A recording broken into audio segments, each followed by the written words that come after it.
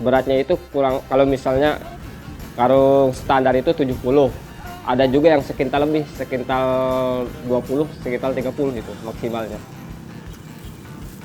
70 kilo, yang itu yang kecil. Kalau yang gede itu sekintal 30, yang biasa saya angkat gitu. Bolak-balik pakai telori kalau ngirim. Kalau yang pingsan saya pernah, saya pribadi pun pernah mengalami bukan pingsan ya, sampai sesak napas karena posisi macet, memikul barang berat kan, nggak kuat, kita taruh di mana posisi macet kan, ya kita berusaha untuk bertahan, nah akhirnya badan saya mungkin udah nggak kuat ya, dan akhirnya saya terjatuh gitu kan karena kelelahan gitu menahan berat beban gitu.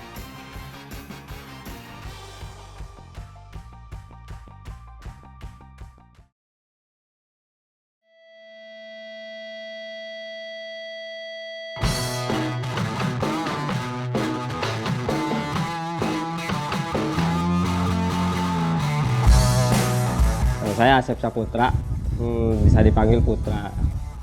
Umur kurang lebih sekarang umur saya 31 tahun.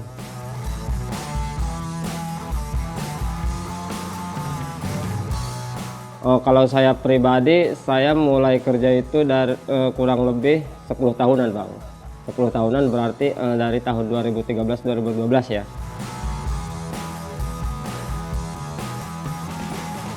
Awal pertama saya kerja dulu di gedung Blok B. Di gedung Blok B, 2 tahun saya di gedung Blok B. Blok B pusat grosir Tanah Abang. Kalau di Blok B macam-macam, soalnya kan di Blok B itu pusat ya. Jadi macam-macam pakaian juga ada. Dari anak, dari dewasa, remaja juga ada gitu. Di gedung Blok B, 2 tahun saya di gedung Blok B.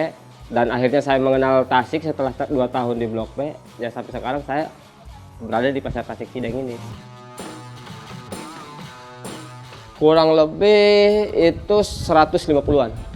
150 orang yang kerja di sini. Nah ini kan nomornya berurutan. Saya nomor 49. Ya kalau tugas saya sebagai porter ya intinya saya mengirim dan mengantar barang. Mengambil barang, mengirim barang dan mengantar barang ke toko maupun ke ekspedisi. Gamis wanita, anak, dan satu lagi kebaya, itu yang saya suka antar, yang saya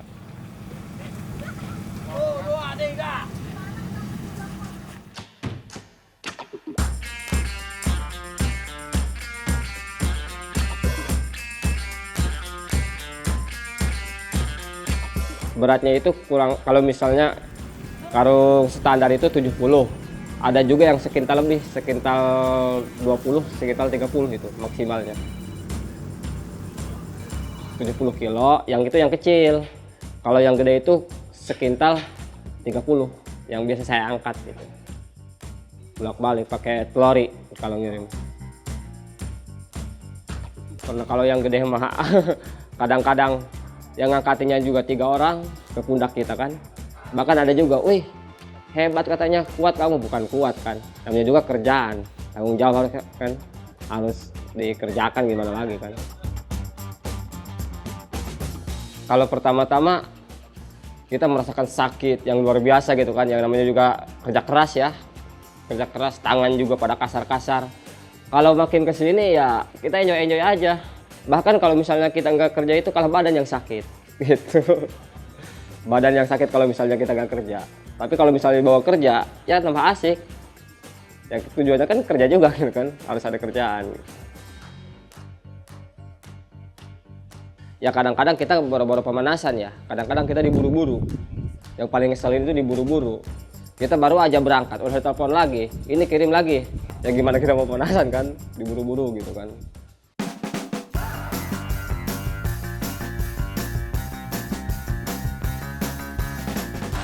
Kalau misalnya rame-rame itu bisa nyampe ke 40 bal kalau lagi rame itu.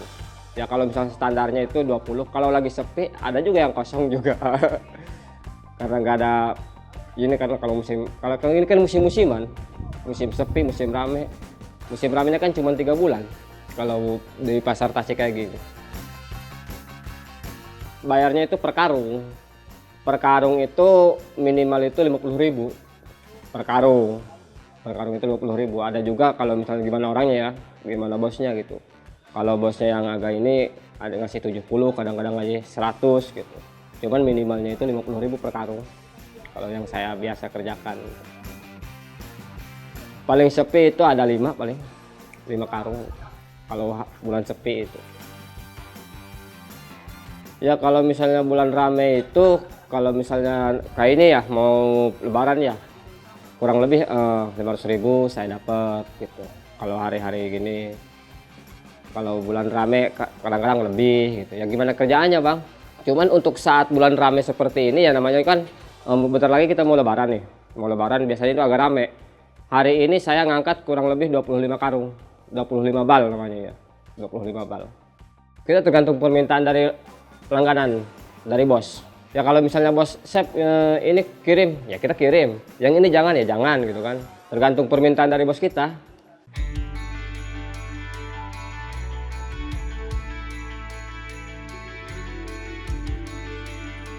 Kalau saya tinggalnya di Rangkas Bitung, daerah Malingping. Saya kalau misalnya berangkat kerja itu, kalau misalnya kerja hari Senin, saya berangkat dari rumah itu hari Minggu, habis asar.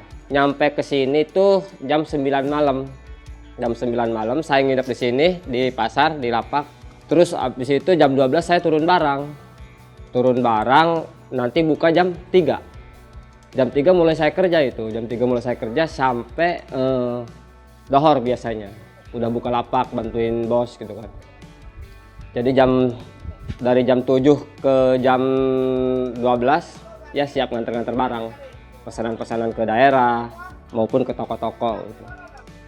Kalau dari sini paling jauh ya ke Kebon Kacang, tapi di situ kan banyak ekspedisi juga, yang ke Palembang, yang ke Kalimantan maupun yang ke Makassar, Medan juga.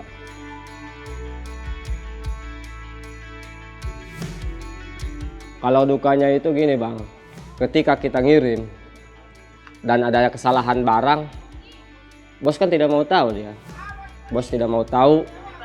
Yang penting beres itu barang. Bahkan pernah saya ngirim, waktu itu salah kirim, tujuannya ke Palembang, kekirim ke Bukit Tinggi. 2 bulan barang di Bukit Tinggi. Dari situ saya siang dan malam mengusahakan ke ekspedisi supaya barang itu kembali. Alhamdulillah karena saya merasa bertanggung jawab karena kesalahan saya, ya alhamdulillah barang itu kembali gitu. Kurang lebih kalau dari sini ke ekspedisi itu 3 kiloan ada bang, 3 kiloan ada. Kalau misalnya yang lancar, ya lancar. Kalau yang antri, ada juga yang 100 antrian kan. Yang kirim ke ekspedisi itu saya. Bos paling, Sep ini alamatnya, ya kita kirim. Salah ekspedisi, ada yang mirip bang. Antara ILC sama LC. Cuman beda satu doang, ILC sama LC. Saya kirimnya ke ILC. Keteledoran saya gitu, karena mungkin udah capek juga kan. Ya semua anak buah pasti kan kalau misalnya salah diomelin juga kan. Itu resiko lah, resiko istilahnya kuli ataupun karyawan, itu resiko kalau diomelin. Cuman saya mah nggak dianggap hati gitu kan, ya gimana lagi.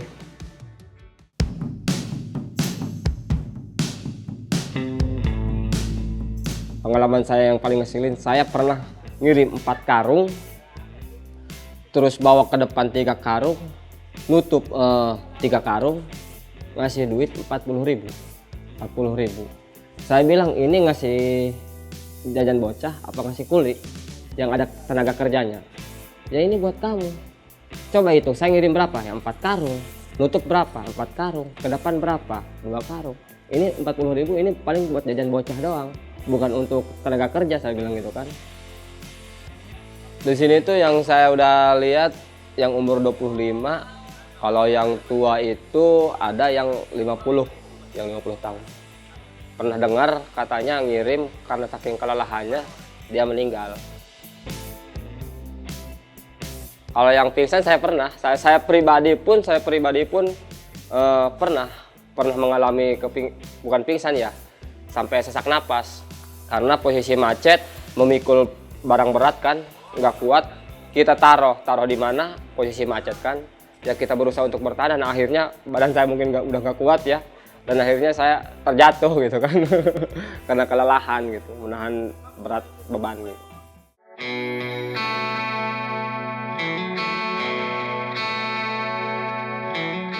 Ketika saya ngirim waktu itu posisi macet, barang saya dipukul di jalan, barang saya dipukul, saya jangan pukul barang, kalau mau pukul saya.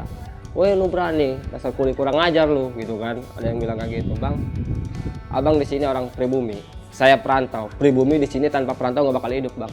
Kita di sini sama-sama cari makan. Ya udah kita baik-baik aja. Abang percuma di sini kini tuh. Kalau misalnya abang di sini nggak ada perantau, abang nggak bisa makan, gitu kan. Jangan macam-macam sama perantau, bang. Di sini kebanyakan tuh perantau, abang bisa makan juga karena ada perantau di sini. Tolonglah, saya ini udah kuli. Tolong jangan dihina lagi. Jangan nyepelain tenaga saya gitu kan. Saya udah berkeluarga, saya punya keluarga. Ya kita sama-sama cari nafkah lah di sini, saya bilang gitu kan. Yang penting abang senang, saya juga senang gitu kan. Jadi intinya kita di sini saling hargai lah, bang.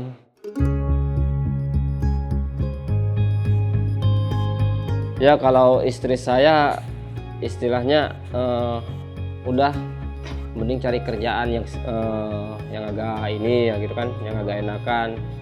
Cuman kan saya bilang sama istri saya, sekarang itu cari kerja itu susah deh, ya kan. Lebih baik yang penting jujur dan benar, kita ikhlas mengerjakan sesuatu itu, maka insya Allah kita juga akan mendapat keberkahan gitu kan. Nominal uang yang saya kasih istri saya nggak pernah komen gitu. Kalau sekarang saya pegangnya dari 6 bos ada 10 toko. Saya maaf ya, kalau misalnya untuk baju wanita saya nggak pernah beli. Terus sebenarnya nggak usah beli gitu, tinggal bilang doang sama bos kan, mau dari model apa kan. Dikasih, kalau misalnya minta mah dikasih gitu. Jadi karena mungkin maaf ya, bukannya saya ini, karena mungkin bos juga menilai. Jadi kalau misalnya untuk baju wanita saya tinggal bilang doang, bos saya pengen baju itu, bos langsung ngasih. Karena apa? Daripada istilahnya bos juga berpikir, daripada nantinya dia berbuat brutal, ya mending dikasih aja. Padahal kita nggak gituan kan. Makanya saya bilang saya itu berusaha untuk menjaga kepercayaan bos saya. Karena apa? Bukan sedikit porter itu yang nakal gitu kan, yang suka ngambil barang. Tapi itu cuman porter itu doang, bang, porter satu lewat. Jadi istilahnya kita ada kaos, misalnya kaos jatuh nih, dipakai gitu bang, dimanfaatin. Itu makanya kita nggak berani tuh naruh kaos sembarangan gitu.